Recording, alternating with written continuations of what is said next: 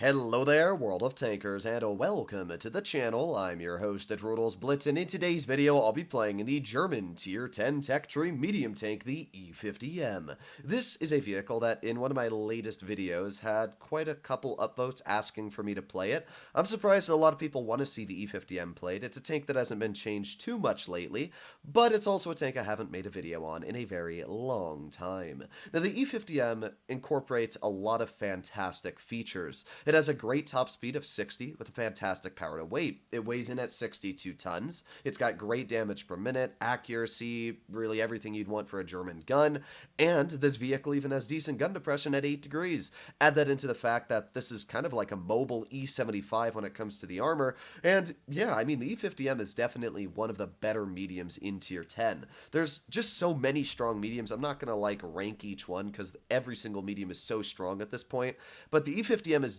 definitely a very good tank, and if you like heavily armored Germans with a lot of mobility, this is the way to go. It plays a lot like the Tier 9, but it just is better than the Tier 9 in so many different ways. So, this battle, we have what up against us? A Vickers Light, an AMX 30, and that's just about it. Now, I normally don't like to go caves, but looking at their lineup and the mobility that I have, I don't really see the VK90 or E100 going caves, so the only tank that possibly could would be that IS-7. It looks like our team is going with me, which is great news, so I'm just going to flank all the way over here, and we are going to make our way, hopefully, to get some shells into the enemy Vickers Light. Well, the Vickers Light actually went to B for some reason. I'm just going to see if anybody's over here, and it looks like there isn't. Okay. Well, if I end up running into their whole team, it wouldn't surprise me if they were all just sitting in spawn. Especially they do have a 183 and a Waffenträger Panzer IV. The Waffle's actually the scarier opponent compared to the 183 as of right now, because the 183 I will outspot. The Waffle I won't. But it looks like their whole team is going towards base C. A little weird. I'm not exactly sure why, but I'm just going to use that mobility the tank has, get a nice slap into the enemy Waffle, and, well, we've gotten a nice shell out already. I'm just going to kind of wait here. There's no point to really push up while I'm still spotted. I just want to see exactly what this Waffle's planning on doing, and I'm not really sure, actually. Okay, well, he shot, which means I can just kind of get behind him here. Let's use that E50M's fantastic 62 tons to just kind of push this Waffle, and now I can use his dead corpse as armor, which is absolutely fantastic. This is just what the E50M is fantastic at doing. Now we got the E100 off to the side, who we can get a nice slap into the turret on, and, well, we did lose an E100, which is a bit of a shame, but we're getting some nice shells out. Nice slap into the enemy VK90, and this is where you want to use that pretty solid turret armor. Get another shot into that VK90. Alright, we're getting some damage out. That E100's all the way in the back. Bonk. There you go. That's why I'm running calibrated shells, just so that I can clear heavily armored opponents like that. We got the VK90, and I mean, he doesn't really worry me, because all our team needs to do is clear them while I'm distracting this guy. Let's aim in. Still didn't pen the shell. But judging that our E4 is pushing on him now, this should be the moment for me to push in as well. Shoot a shell on the move. Oof, that shell did not go anywhere close to where I wanted it to. But that's all fine. I'm just going to push on the VK90, get a nice heat shell into his lower plate, and now I guess we're going to push over towards the FE25B183. I don't think he's going to hesh me. Yeah, he can't hesh me is what I was going to try to hint at, but I thought he was going to AP it. Looks like he didn't, so I'll take it. A little bit of free damage here on the FE25B183.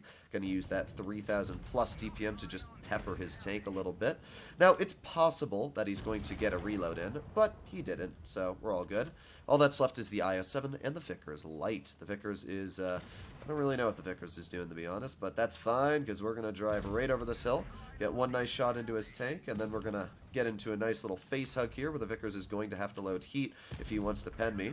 It's actually hard to see my reticle and face hugging this guy on the camo he has, but doesn't change the fact that we finish him off. We've dealt over 4,000 damage, and we come out with a pretty astounding victory. That right there is a great example of just what the E50M does. It just pushes, and a lot of the time it gets away with doing that. 4,700 damage, 400 of that was from ramming. We pulled out a first class, killed 2 people.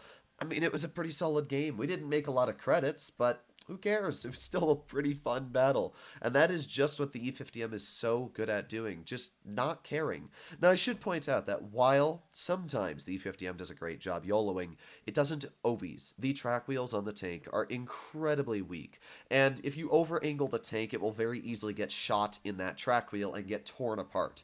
So you do need to keep that in mind. The E50M does have disadvantages. Its sides are huge. The side of the turret is a very big weak spot as soon as you over-angle it. So there are a lot of weaknesses that this vehicle does feature that you're going to have to be careful about when using it, but at the same time, it also has a lot of great things that do make up for those.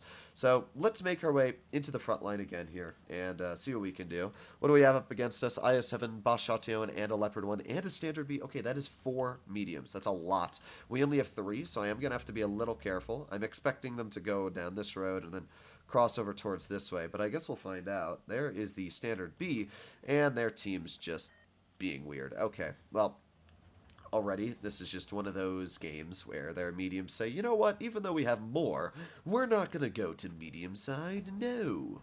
We're going to go to heavy side for some weird reason that I cannot explain. Let's get a nice shell into the bat chat. There you go, 375 slap. We also got the Yag off to the side, but you can see just how strong that Yag armor is as we literally cannot even scratch it. Got a nice shell into the enemy Standard B. And I don't want to be shot by that Yag, no thank you. So I'm just going to chill this way in an angle that, yes. Okay, nice. The Yag backs up. Let's push on the Standard. There you go. Nice shot again. I'm just keeping an eye on that Yag. That's really the threat right now to me. Ah, never mind. That was on my fault. I thought my reload was going to be just a teeny bit faster than it was there. But it's all good because we stole.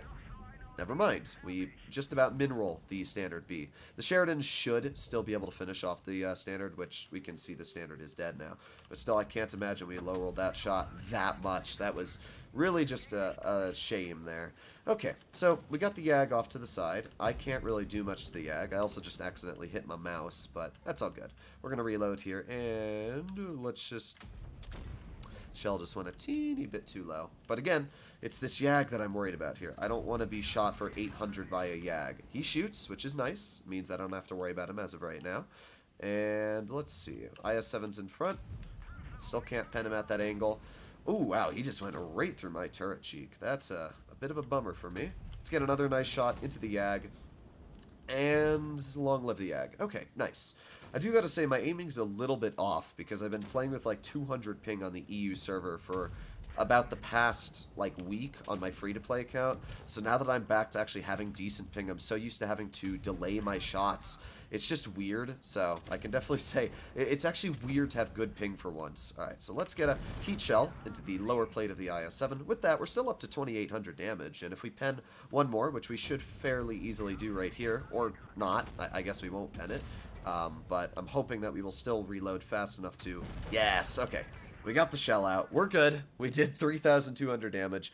As you can see, the E50M is a really solid tank, and even though I botched a lot of shells in that battle, we were still able to do a pretty decent job overall, breaking 3,000, just about 200 damage, blocking 1,300. I mean, it's just a really solid tank for getting away with so many things. I really like the E50M.